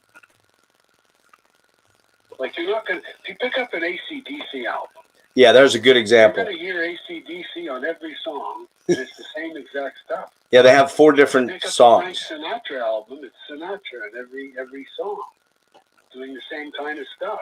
Good point. But when you pick up an act like mine, you don't know what are you selling? Are you selling a guitarist? Are you selling a jazz? Are you selling rock? Are you selling this? So because of that, they don't know what to do with it, so it becomes under-promoted. Ah, that is incredibly well put. Now I see exactly where you're coming from. Yeah. And you did. What if I did an album, a best of, let's say, album, and I put Ain't Dead Yet, and then every song that we've ever done like Ain't Dead Yet on the same album. So Juggernaut, Ain't Dead Yet. Free. I don't know what. Yeah, go through it if I have to go. Maybe something's coming our way. Yeah, something's coming our way. Imagine 10 songs like that all in a row, and that's the band. Well, we know how to promote that now, don't we? Yeah, but you know what, though, Frank? I hate to interrupt you, but let me just interject something here. Even if we did that with you, even if we took similar tracks, 10 similar tracks, the fact of the matter is, Frank, you never wrote the same song twice, not even close. Tool, I love Tool, but every one of their songs kind of sounds the same to me anymore. AC/DC, every one of their songs kind of sounds the same. They have 4 different songs. That's why they're big. Yeah. Yeah, and don't get me wrong, I like AC/DC, but I'm not in love with AC/DC, and I guess I need more variety, and I need that box of chocolate assortment to keep my interest and to bring me in, and that's And Triumph was kind of like that. They did various stuff. You'd have a Suitcase Blues, and then you'd have a Gilmore Tear the Roof Off rocker, and then you'd have sort of something proggy like, Fight the Good Fight or something. They were more in line with kind of what you were doing. Maybe albeit just ever so slightly behind you. But that's a great point. And I mean, and of course, a lot of your songs did focus on your guitar playing, which they should have. But not everything's about that. I mean, you got a song like Dragonfly or The Answer that have 2 amazing solos, but they're still very dynamic songs with great vocals and great melodic vocal lines. So yeah, it's sad that that's what the record business is and was, and I guess still is to it, especially now with all these genre classifications, right? Well, did you know that the only number 1 hit I ever had was the only song I ever did that doesn't have a guitar solo on it? That would be Strange Dreams. That's correct. Yep. And all it has is those cool little jazzy chords and that. I love that song. Don't get me wrong. I love it. That was and it was a number 1 radio hit for 6 weeks. That had to have blown your mind a little bit. Like, wait, what? Yeah, exactly. Wait, what? How'd that happen? That's when I left Columbia. I was going to say that's when you split right after that album. Yeah. Let me ask you one question though. Going back to New World Anthem or World Anthem, what was the deal with the name? Why did it go from Mahogany Rush to Frank Marino and Mahogany Rush? Was that a record label deal? That was part of the whole problem I had with them since the beginning. What are we going to sell? I said it's Mahogany Rush music. Well, yeah, but these days people go by the artist name. We want it to be Frank Marino. I'm not going to make it Frank Marino. So there's a big argument. I was always called hard to work with because I was always like insisting on my way. Yeah. So that was a compromise. Okay, put both. It's going to be a little long, but put both. Mm-hmm. Because Ted Nugent had done it with the Amboy Dudes. That's right. Right? Yep. A couple of other guys had done it too. So, okay, we'll put both. Then it was like, in the last 2 records of that Columbia, no, we're not putting both. Now we're putting just Frank Marino. Okay, so that's power rock and roll. Whether you like it or not. Yeah, that's power rock and roll and Juggernaut. So then our relationship was getting worse and worse and worse and worse, and they screwed up the Juggernaut thing with Strange Dreams, and it was just a really bad situation with evil people, and I said, I'm out. And then when I went back, on my own, it was like, well, what do I put? Do I put Frank Marino in? Do I put Frank Marino? Do I put Mahogany Rush? What do I put? Because by now I had all different players in the band. Yeah, right. Exactly. So I experimented with both, and then finally with the DVD, I said, look, you know what? I'm just going to call it Frank Marino, and that's it. That's what it is. Even though we're playing all the music of Mahogany Rush. You brought up, Mahogany Rush is my acid trip. Right. You brought up a name. I'm going to ask you can defer on this, but Mr. Nugent. Yeah, Ted. Are you friends with Ted? Do you know him? Do you have any connection at all? I know him pretty well from back then. I don't know him now. Okay. It's hard to not know him. Yeah. I was always playing with him, and he was always. Look, he puts on an act. Sure. That boorish kind of act. Yep. But in my opinion, I don't think he's a bad guy at all. And some people do. Some people don't like his politics, or they don't like this, or they don't like that, or they don't like that he speaks his politics, or whatever. I say, you know what, to each his own. I don't think he's a bad guy at all. And I think a lot of that stuff he does is an act. I was going to say, it's kind of WWF-like stuff. Yeah. It's very, very WWF. Yeah. But would I do it? No. Would, you guys he had... did it to me, he did it to me. I was going to say, you guys had a moment on stage, right? Huh? You guys had a moment on stage, right? Oh, that's when before he was even in the management with me. He just, I was playing in Detroit, and all of a sudden he had opened, and all of a sudden his roadies rolled his cabinets onto the stage to have a guitar battle.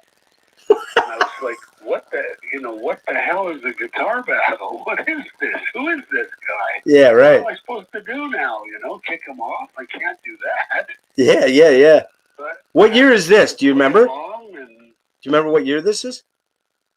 Oh, that was early 70s. That was before, we were still, I think we were still on 20th. So this would have been maybe 75? I think it was around then. Okay. 74? 74, maybe. 75. I don't remember the year. So it's before he exploded, right? This weird thing, and, it really wasn't hard to play what Ted was trying to play in the battle. You know what I mean? Yeah. But I thought it was really weird. I thought it was strange. And then later when we ended up at the same management place, I can't say he ever treated me fantastic. But when I hear about the guy, I don't really think anything bad about the guy. I think, he's just a guy making a living and doing what he's doing. Yeah. Well, I wasn't looking to stir up shit there. I was just kind of curious about how that all kind of went down, because you hear that and you're like, at that point in time, Nugent's certainly not a household name. He hadn't put out Double Live or Wango Tango or any of that stuff. And, he certainly wasn't talking. He probably was talking because Ted likes to talk, that's for sure. But he probably wasn't talking politics and things like that of that nature back in the late 70s or 70s. I was just curious how that kind of went down. And you guys were headlining, or were you the opener? I opened for him. Oh, you opened. Okay, gotcha. He was bigger. Yeah. So it was kind of He was bigger because we're right back to that same thing. His albums were the same from cover to cover. They were. It's easier to promote. The Wild Man promotion thing. Yeah. Everything was about that. The show was about that. The albums were about that. You didn't all of a sudden have him doing a love song. Yeah. You were too... With me, you've got The Answer, and then you've got Look at Me. Yeah, exactly. Or Lady. Yeah. I mean, that's the crazy thing, Frank. You just were too damn vanilla back then. You know that? Other than the leather suits. What about it? I said you were just too damn vanilla back then, other than the leather stage stuff, right? Yeah. Plus, you had the look. I got to say, man, of all the 70s guitar dudes, you had the look, man. You just had the look, dude. You just looked like cool as hell. You know what I mean? So that was another thing for me as a young cat. I'm looking up to you going, man, I want a mustache like that one day. And I definitely want to look. Because in those days, my stage clothes were my street clothes. I didn't get into it like a costume. Yeah. It was just who you were. Yeah, it was just who I was. Hendrix was like that too, you know. Yeah, yeah, he had the hippie He thing, and that was all the he time. on Yeah. stage. Real quick, 2012, you shoot about 7 hours of sound checks and 12 hours of live footage at the Agora Theater in Cleveland, and you run into some audio syncing issues. You've talked about this ad nauseum. Do you want to thumbnail that quick? And by the way, everyone that wants to know all about that, go to Frank Marino. All the links are in the description. Frank Marino, Mahogany Rush .net, and you've got, or .com, excuse me. Frank Marino and Mahogany, just Mahogany. It's mahoganyrush.com. That's right. And then all the other stuff that's pertinent to Frank is down below, is Facebook and all that stuff. I don't think I have an Instagram on there, but that's, I can add that. But go check this out, Frank. And you are selling that exclusively on your website, right? That's not a retail thing, right? Yeah. Okay. Right. And correct. And it is. I'm not gonna lie. It's not cheap. It's $100, but you're getting 6 hours of music. It's pristine video footage. It's incredible audio footage. And we're going to talk about the audio and what it took to reconstruct that. Tell me a little bit about that, because that literally took you how many years to reconstruct that audio, and what was the main problem? It took about 7 years. The main problem was that when we did it, the system that was recording the drums, the digital to audio converters, audio to digital converters, were broken, but nobody in the studio noticed. So all I ended up having on the drum tracks was clicks and pops. So I had to reconstruct the drums. It was either that or throw the whole video out. You couldn't have had someone come in and sync up because of latency? You couldn't just have a drummer come in and... Okay. Never, not the way my drummers have. Okay. All right. It's not boom, chop, boom, chop. Yeah. So, and it has to fit the picture and, Sure. So I have to do it like note by note, beat by beat, and clean it up, forensically find the right sound for each of those clicks and pops and make it realistic, which it is. Yeah. Mm-hmm. And the anybody that sees it, if ever they were going to give an award, I hope it's not for the record, but for the editing. Yeah. because the editing, I think, is the greatest single piece of editing ever done. Mind-blowing, man. I mean, when I heard that there were issues, because I remember hearing this. You recorded in 2012, right? Am I correct on that? 2010. Oh, it's 2010. Okay. So I think around 2012, when it hadn't shown up on the market, on the old Willie website, which I found, and I'm like, whoa, wait, what? Frank's still around? Hold it, what's going on here? And then that was actually probably in the late '90s or the early 2000s. I found that. When I found out about that, I'm like, okay, this thing should be out in a year or two, and then it didn't come out, and then it didn't come out, and it didn't come out, and it didn't come out. I'm like, what the hell is going on? Then there was talk, and you discussed it a little bit on the message boards. I thought, man, this is never coming out. And I got to ask you, it was a hard sell for you to get you to do this in the first place, because you're not a big proponent of videoing and the whole video generation thing. But when that happened and you're about to sit down to view this or listen to this, and you suddenly are like, what the fuck? Like, that had to have been so disheartening. It was a punch in the stomach. Yeah. Because they did it for me for free. Which is incredible. They did it as a favor. And these are people that have done the last 12 Springsteen videos and McCartney videos. And they just brought it all and did it for free because they thought I deserved to have a video. Wow. Amazing. And so all of a sudden it was not usable.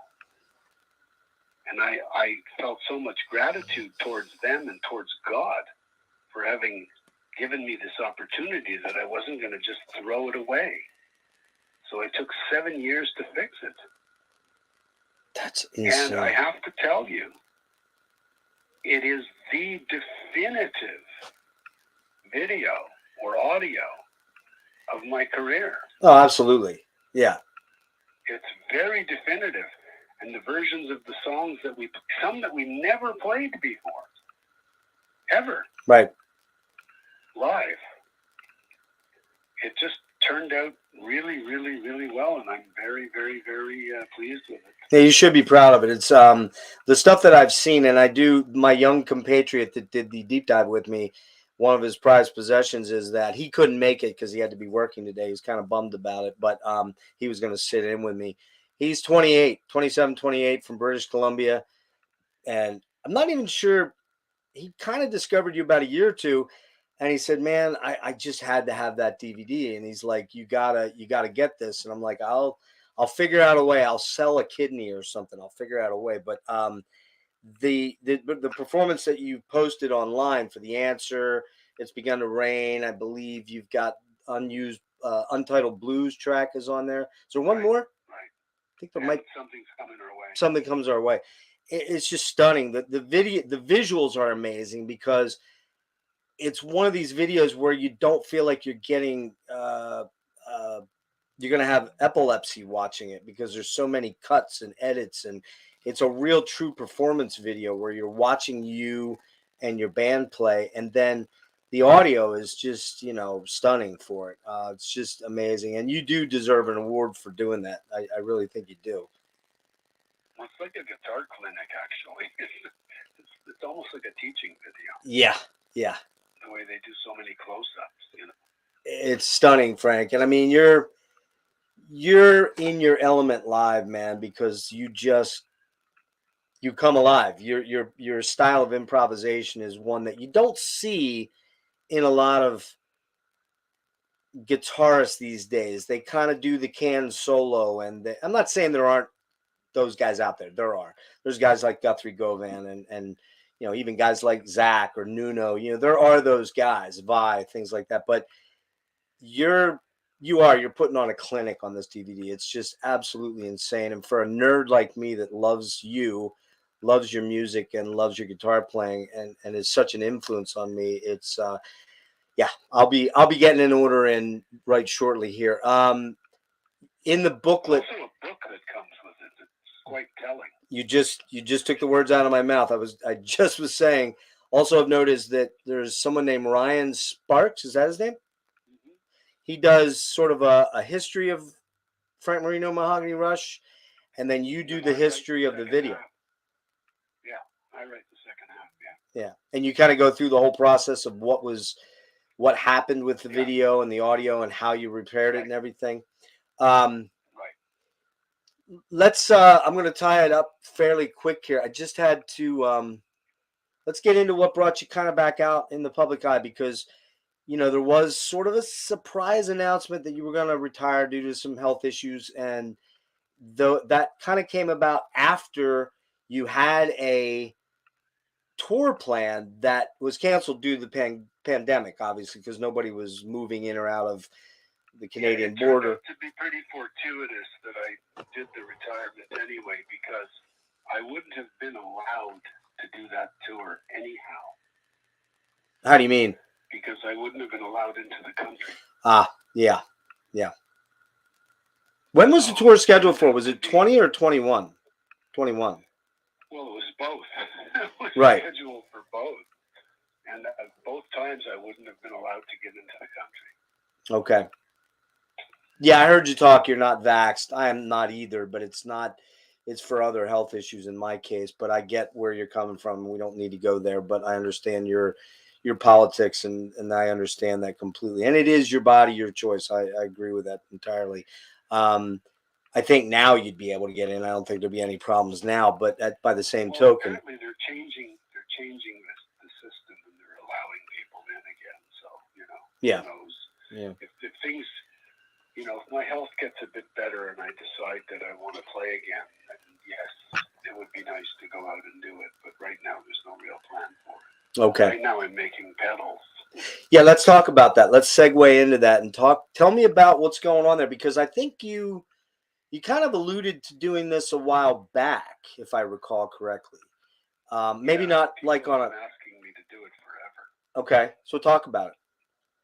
Well, I basically said, look, what are the 3 pedals that I use that give me the sound that I have? And I said, and they're still on my board, and I built them many, many years ago, 40 years ago.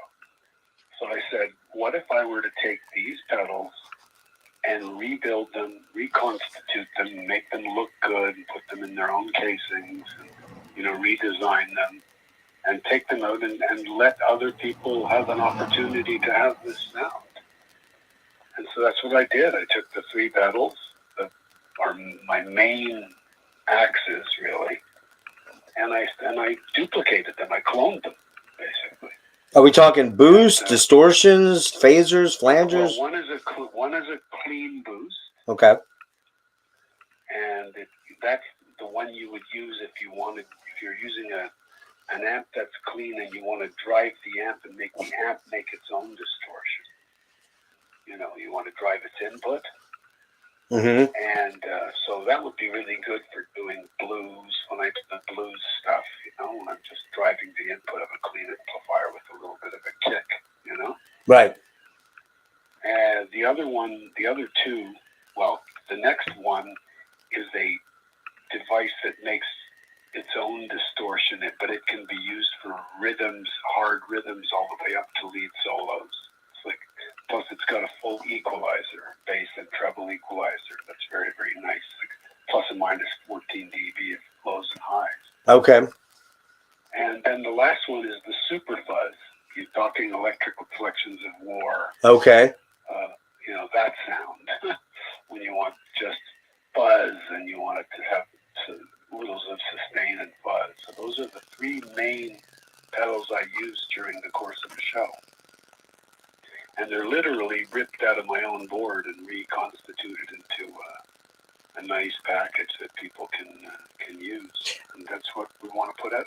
Are you developing like a website that you're going to do this through, or are you going to? There'll be a web page explaining it, and I don't know how far away it is, but I keep saying it's only a few weeks away. And then my assistant, the guy that works with me, Ryan, who by the way is the son of my longtime engineer Billy. Okay. He keeps saying, "What are you saying? It's 2 weeks away for? We have a lot to do." But, you're excited though about this. I anticipate. Yeah. Whoever has heard them, we've had some people try them, Mm-hmm. and right away people have said, "Okay, I want it. I want all 3. I want them. So there's been a really good response. So we'll just have to wait and see what happens with the public at large. I assume it's going to be a privately held small business. Do you have other partners in it, or? No. It's just you. That's why it's very boutique. Okay. And it's not going to be like my worst fear is that all of a sudden I get like 200 orders. Yeah, you'll be overwhelmed. What am I supposed to do? Tell them to wait 200 days? Yeah. Mm-hmm. Because it takes a lot to build one of these things. I heard you say. Well, I heard you say on the Metal Voice with Jimmy K that you do have pre-printed circuit boards though already, right? Well, yeah, but I designed the boards. Mm-hmm. I have to design those boards so that we could have the circuit board. Oh, okay. So they haven't been manufactured as yet, though.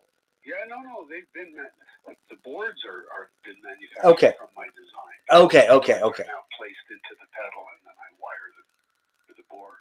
Right. So you're not really certain when you're going to go live with this. It could be 6 weeks from now. It could be 6 months. I don't think it'll be 6 months. I think it'll be more like 6 weeks. Oh man, that's great. I mean, this is exciting news. I personally think it'll be more like 3 weeks before we actually talk about it publicly. I was going to say, you're going to do like a public rollout in any way, shape, or form? Yeah. Okay. Yeah, we'll do video and stuff. Okay. On your website? Yeah, but they'll be limited, Yeah. They're just going to be limited. They're going to be signed, too. Yeah, you don't want to do the whole Sweetwater thing where you're... No. I can't. Yeah. I couldn't produce enough. Do you have names for them? We're just basically 2 guys. Right. Do you have names for all 3 pedals? I can't say the names until I get a trademark. Okay. No, I was asking, do you have names already? Yes, we do, and they're the names of my song. Okay. I'm betting, this is me talking, not you, but I'm betting one of them's called the Dragonfly. I'm just saying, but... Yeah. So, Real quickly, a guy on, he doesn't want his name said, but he's a big fan. He's been here since the beginning of yours, I believe. He's saying to Frank, you mentioned in a previous interview that one would need a decent amplifier to get a good sound from the pedals. What are examples of decent low wattage amps, according to Frank? Well, my systems that I use are based on Fenders. So let me explain. There's two kinds of sounds you can get, and all other amps are based on one of those sounds. There's the topology of Fender Twin, for instance, and there's the topology of the Marshall, which is basically another version of the Fender.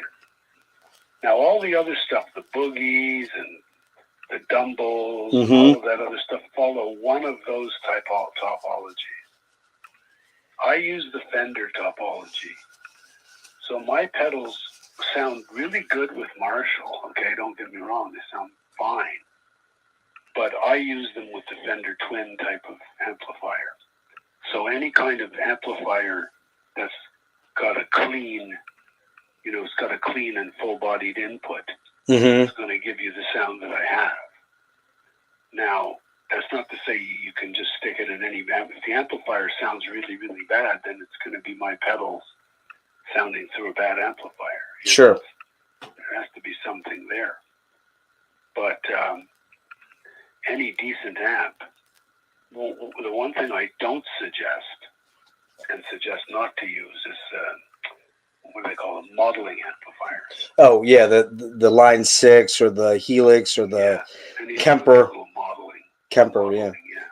Do you? That's a good segue there. I'd imagine you're not a big fan of the modeling at all. Not at all. Yeah. I don't like it. Yep. I think it sounds like it's going to be good when you first turn on the model, But as soon as you play it in a recording with real drums and real pianos and real instruments, it sounds like a kazoo. It just sounds like it's got no gut. You mean it's much flatter? There's just no dynamics. Nothing. Yeah. It's just really not real, not realistic. What other amps do you have other than your acoustic? I mean, what do you have sitting around the house? Or the amps that I mainly use on the DVD and whatever is I built myself. Okay. But it's basically my preamp is now what my pedal board used to be. I have a smaller pedal board with like the 3 pedals or whatever. And my preamp has all the other stuff in it that the 6-footer used to have. Yeah, all the guts. Yeah, and then I still use a transistor power amp. But do you have anything, I mean, being that you've been in this business as long as you have, and being that you are as revered a guitar player as you are, I gotta believe there's companies that have been like, hey, let us get you a this or a that. Do you have any gear sitting around like old Marshall Plexis or old, Vox or anything? I have all of that. Oh, you have all that stuff. Okay. Yeah. And every single thing that I have like that sitting around, I've modified. Okay. I don't own one piece of equipment that's stock. How about that? You are a tinker, sir, aren't you? Yeah, because they're never quite right. I mean, they're just never quite right. And I'm sure people listening will say, yep, that's true. I bought this amplifier thinking it would be the cat's pajamas. And when I use it, it sounds too this or it sounds not enough that, They're never quite right. So I have to go and tinker with them to make them better. Nice. I wish I could do that. I'm just not smart enough to do that, Frank. Electronics and math, not my strong suit in life. I'm good with. Well, believe it or not, it's a lot easier than people think it is. Once you get into it, it's like anything, Look, people think that some things are really complicated on a computer, but once you know where the file menu is and the edit menu and the other menus, it starts to become easy once you know where it is. That's funny you mentioned that, because prior to about 3 months ago, I had a buddy of mine, a good friend of mine in the YouTube community, making all my thumbnails. You know what that is? The thing that I sent you, the pretty picture, right? And at some point, he took on a new job, and there was a lot of dynamics going on in December. He's like, look, man, I just can't crank these out as fast as you want them. I can help teach you a little bit of Photoshop. I'm like, dude, I can't do that. I have no idea what to do. Well, all the stuff that I sent you is all stuff I created, and I'm pretty chuffed with it. I kind of like what I did, and I'm getting better and better. And you're right. Once you start to use it and you become less fearless, the nice thing with computer stuff is you just hit undo or edit, and you start over, right? But Right, exactly. but yeah. Well, look, Frank, I mean, I cannot. Oh, last question. I almost missed. One biggie here. I have a feeling I know what the answer is going to be. Am I dreaming this, or was there talk? Let's say 10, 12, maybe even 14 years ago, somewhere in that range, early, 2010s, late 2000s. Was there talk of any real substance or reality to a Frank Marino and Mahogany Rush box set that was in the offing, or is that just, am I dreaming that? Well, that was, yeah, there was talk about it, but that's exactly what it amounted to, talk. Okay. There was no reality to that whatsoever. No. Okay. That's it. Let me ask you this last question on that, and then I will let you go. Was there any, a lot of artists, there seems to be two schools of thought on artists back in the 70s. There were those like Jethro Tull, like Ian Anderson, wrote 8 million songs, and he was able, when he did these reissues for the 40th anniversary stuff, he's got 10 bonus tracks that are almost as good as the album. And then there's the Rush guys that wrote specifically just for the album. Is there stuff out there that you have on old 2-inch tape, or well, I guess maybe they still own it. I don't know if they still own the rights to all your music, but all my 2-inch tape, okay, from the 70s until I left Columbia, all of them have been destroyed. No shit. They do not exist. Oh God. That's never happened to another artist. How did you learn that?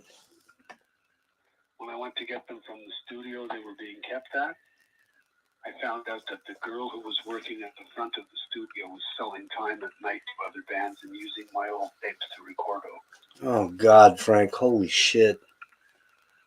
That's, so none of it exists except the vinyl.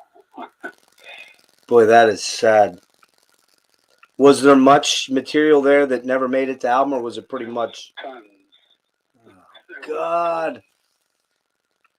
Man, that makes me want to cry, man.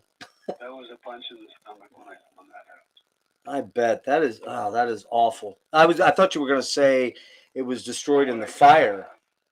What I do have is anything after that. So a lot of stuff after that I have. We're talking about everything from including 80 songs that I wrote. That I'm a closet pop writer. Okay. Wow. So I've got 80 of these tunes that are like pop tunes that I could never do as Mahogany Rush. Right. It just wouldn't fit. Now, are those on reel to reel, or where are those at? Well, now they're digitized. Oh, they're digitized. Okay. Okay. Wow. Oh my God. That. Maybe one day I'll find some band that wants to do them. Yeah, maybe when Boys to Men reconvene, or In Sync or something like that, right? Look, sir, I want to thank you so very much from the bottom of my heart for this interview. It's just been, Frank, I'm telling you, it's just stunning. I can't, I'm going to say it one last time. I know I just can't believe I'm actually talking to you. It's just such a thrill, and you made my whole week and my whole month. And I hope I can, stay in contact with you, and maybe we'll do something when the actual pedals are rolled out. If you want to pop back on and do a little bit of promo on my show, that'd be great. Love you, man. Stay in touch, man. Yeah, I love you, man. You're the best, and thank you for your time today. And I hope you get good news today. And maybe we'll see you out on the road soon. All right, stay in touch, man. Thanks for having me. All right, Frank. Take care, man. Take care. Okay. Bye-bye. Bye. What? Unbelievable. I just don't even believe that. What an amazing conversation with a really amazing man, an amazing artist, one with a lot of principles. And he wasn't going to name any names, and I wasn't going to get into that other than the Nugent thing, which I brought up, which is kind of public knowledge about the whole guitar off thing. But just a stunning artist, a stunning musician. He's not metal. So those of you out there going, oh, but this dude doesn't really listen to metal. I listen to a lot of metal, but I don't always listen to metal. And Frank Marino, I'm a guitar player. Not a particularly amazing one, but I'm pretty decent. And this guy had a dramatic effect on my playing, still does to this day. And just amazing, amazing stuff. And I thank you for those of you that popped in. I hope this gets a lot more views. It should. I'm going to try to pimp this thing as best I can out there. And Frank, if you see this at the end, thank you so much for doing this. I hope you do take a look at our deep dive. I am going to warn you, there's a lot of F-bombs in it because when I get excited, I get into the F-bomb routine. But it's all in honor of you, sir. You're a legend. And those of you that are watching, thank you so much for hanging in there. I appreciate it very much. This was a different kind of one because, like I said, Frank's not a, he's a phoner guy. He's from back in the 70s, and I respect that, and it's cool. And yeah, hang on, because in 2 short hours, roughly, I'll have Craig LaCicero back here, and we're going to do a kind of a recap on what's going on with Forbidden and Dress the Dead and the Boneless Ones, his projects. And yeah, we'll go from there then. I think then I'm going to take the rest of the night off. But thank you all for being here. Joe, thanks for being here the whole entire show. I hope you enjoyed it. And we shall let you guys go. I guess I should have put the coat hanger away over my right shoulder there, but whatever. So thanks, guys. Maddie, I saw you. Wasn't able to chime in and say hello, but thanks for stopping in, babe. Love you. And that's my daughter, by the way, guys. So you guys check this thing out. If you didn't see the whole thing, go back and watch it, man. It's so cool. So much great stuff in there. And just, again, Frank's an amazing man and amazing musician and good guy. So, going to sign off with that, okay? Peace out.